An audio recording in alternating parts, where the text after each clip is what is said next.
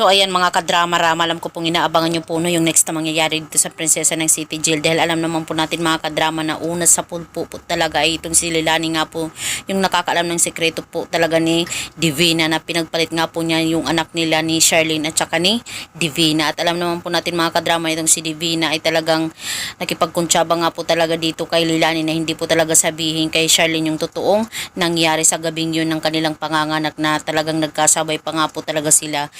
Kasi ito nga pong si Divina, ayaw nga po niya na lumaki nga po yung anak niya na walang maipapakain sa kanya. Kaya itong si Divina, dahil nga din po talaga sa niloko siya ng kanyang kasintahan, ay talagang pina-abandon nga po niya itong si Libby, at doon nga po niya binigay kay Sharlene para magkaroon ng magandang buhay. At yung totoong anak ni Sharlene ay talagang naghirap po talaga. Hindi naman sa ganong kahirap, dahil pulis naman talaga yung nakukuha sa kanya, si Dado.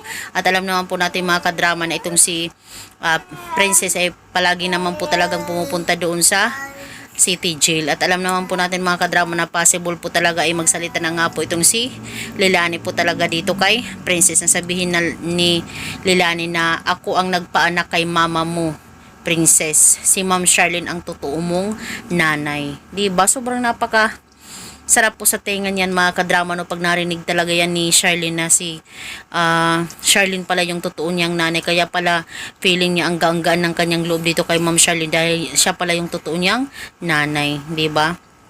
Sobrang magiging maligaya po talaga si Princess, at saka tatanungin talaga niya yung tatay niya na si Dado.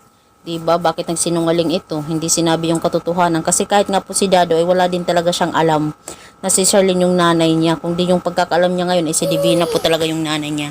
So yun lang po mga kadrama. Don't forget to please like, share, and subscribe my channel. Abangan na lang po natin yung next na mangyayari. Bye!